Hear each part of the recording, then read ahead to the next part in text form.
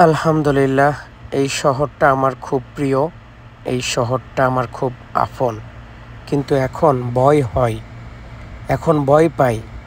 যখনই রাস্তায় বের হই তখনই আতঙ্কের মধ্যে থাকি।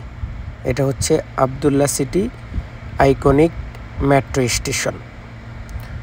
অনেকে বলতে পারেন, ভাই ভয় কেন, কী কারণে ভয় পান, এই বিষয়ে একটু খুলে বলবেন? ভয় পাওয়ার একটি কারণ, বাংলাদেশ থেকে সৌদি আরব আসছি জীবিকার টানে এবং পরিবার ফ্যামিলিকে সুখে রাখার জন্য। এখন এখানে আসার পরে দীর্ঘ 18-19 বছর এই বিদেশ করি, এই বিদেশে পরিশ্রম করি, কিন্তু যেই ভয়টা আমি দেশে থাকতে পাইতাম সেটা এখন এই বিদেশে আমাকে পেতে হয়। কেন? অনেকেই বিষয়টা ভুল বুঝতেছেন, আবার অনেকেই এই বিষয়টা নিয়ে হাসি ঠাট্টা করতে পারেন। আসলে কিন্তু না, এটাই সত্যি।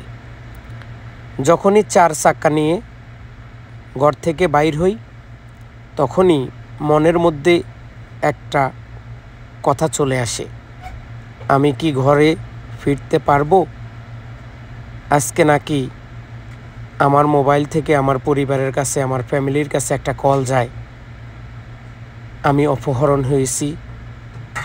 আমার পরিবারকে টাকার জন্য চাপ দেয়, বা আমার ফ্যামিলি পরিবারকে বলা হয় যে 10 লক্ষ, 20 লক্ষ, 15 লক্ষ টাকা জমা দিলে এরপরে আমরা তাকে ছেড়ে দিব।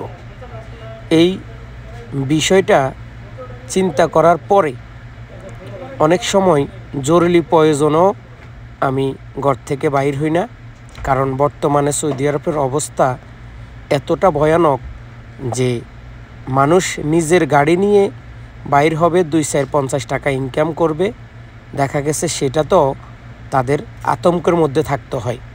এর কারণ হচ্ছে আমাদের দেশের অনেক মানুষ এখন সৌদি আরবে আসার পর ড্রাইভার যারা গাড়ি চালায় তাদেরকে অপহরণ করতেছে, বিভিন্ন জায়গায় তাদেরকে গোপন আস্তানায় রেখে পরিবার ফ্যামিলির কাছে তারা টাকা চাইতেছে এবং তাদেরকে মারধর করা হচ্ছে।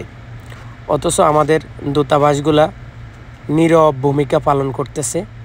তারা যদি তাদের ফেসবুকে এবং তারা যদি সৌদি আরবের পুলিশ প্রশাসনকে একটু বলতো যে আমাদের দেশ থেকে হয়তো কিছু খারাপ মানুষ তোমাদের দেশে ঢুকে গেছে বা চলে আসছে, এখন আমরা তো আর তাদেরকে চিহ্ন করতে পারি না বা তাদেরকে বুঝতে পারি না যে কারা এই কাজগুলো করতেছে, তোমরা যে বাঙালি এলাকায় হারা এবং ভাতাতে মাইক দিয়ে অথবা পুলিশ প্রশাসনের গাড়ি দিয়ে একটু অ্যালার্ট করে দাও যে অপহরণের যে বিষয়গুলা এগুলা নিয়ে তদন্ত চলতেছে এবং ক্যামেরার মাধ্যমে তাদেরকে ধরে তাদের কল্লা কাটা হবে।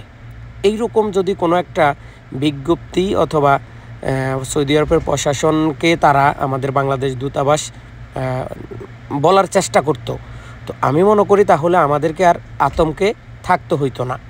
এখন যখন আমরা ঘর থেকে বাইর হই দিনে রাত্রে যেই কোনো সময়, আর বিশেষ করে যারা ট্যাক্সি চালায়, আবার যেই ট্যাক্সিগুলা অরিজিনালভাবে ট্যাক্সি না, কিছু ট্যাক্সি আছে প্রাইভেট ট্যাক্সি, এই ট্যাক্সি চালকগুলা অনেক সময় রাস্তা থেকে যাত্রী উঠায়, বাঙালি, হিন্দি, আরও অন্যান্য দেশের মানুষ রাস্তায় সিগন্যাল দিলে তারা হয়তো কথা বলে তাদেরকে উঠায়। উঠানোর পরেই কিন্তু এই বিপদগুলা ঘটে। তো সবাই সাবধানে গাড়ি চালাবেন এবং মনোযোগ দিয়ে